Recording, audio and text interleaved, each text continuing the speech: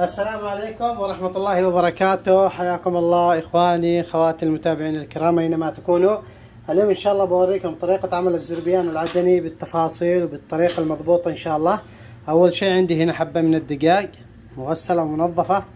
عندي بصل مقلي، الأفضل إنه يكون مشقر أكثر من كذا أو أسمر شوي علشان الزربيان. عندي هنا ملعقة كبيرة من البهارات المشكلة، وعندي هنا علبة زبادي، وعندي كذلك البطاطس، عندي هنا كوبين من الرز، عندي صفار الزعفران وملون فراولة، وعندي هنا نص مكعب ماجي.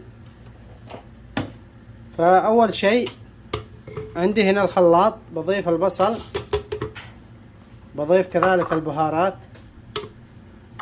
بضيف نص المكعب الماجي،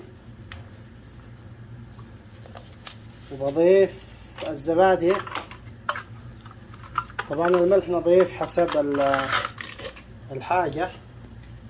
هنا نضيف الزبادي،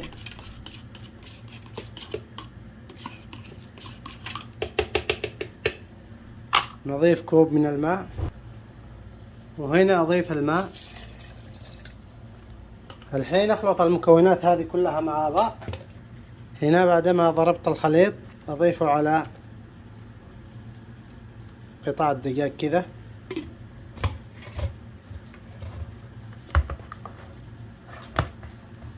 اترك الدجاج على جنب. الحين عندنا هنا البطاطس، اضيف له قليل من صفار الزعفران بهذا الشكل، والقليل من الملون البرتقالي. كذلك هنا الدجاج اضيف لها القليل من صفار الزعفران. كذا خلاص. الحين بسم الله. هنا عندي القدر على النار، اضيف قطع الدجاج،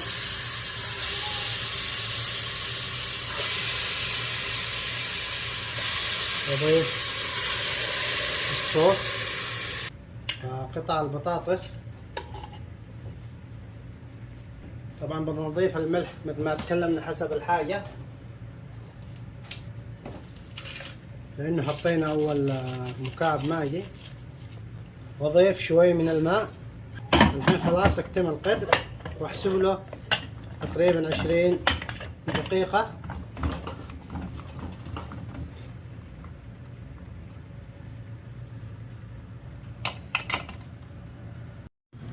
وهنا علشان نسلق الرز حطيت البهارات الصحيحة اللي هو الهيل واللومي والقرنفل والفلفل، بضيف الزيت، كذلك بضيف الملح علشان اسلق الرز 3/4 استواء. اضيف الملح،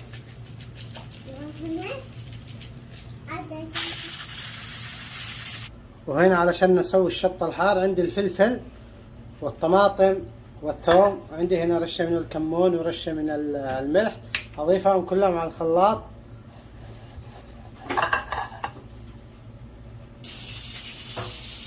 واضيف القليل من الماء وافرمهم مع بعض.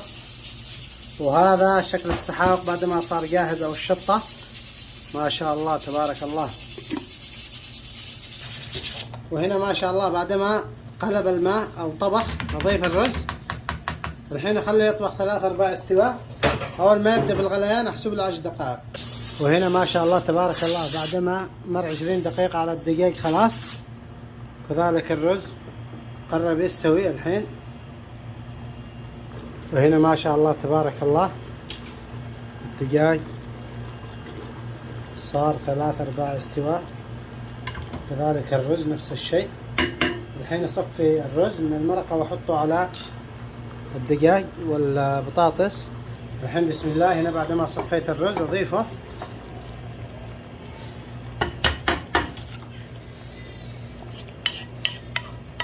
بهذا الشكل. طبعا ما نحرك كثير. الحين اضيف القليل من البصل المقلي على وجه الرز، واضيف شوي من صفار الزعفران، والحين بضيف آخر شيء الفحمة. أضيف الزيت بهذا الشكل. عندي هنا الفحمة،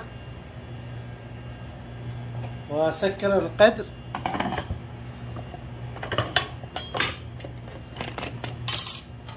خلاص، واحسب له على نار هادية 10 دقائق. أهم شيء النار آخر شيء تكون بهذا الشكل، هادية جدا عشان ما ينحرق الزربيان من الأسفل. بسم الله. اللحظة الحاسمة الحين. الريحة ما شاء الله، الريحة تعذب.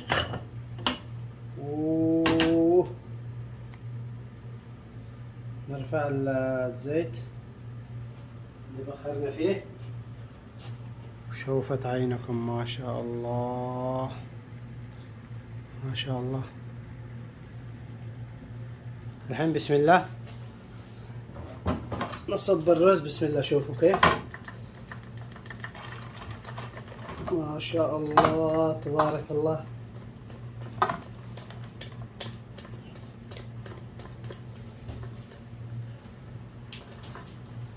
الزربيان هذا يتكلم كلام ما شاء الله. طبعا الحلاوة لسه هنا. شوفوا القدر كيف ما مسك كثير.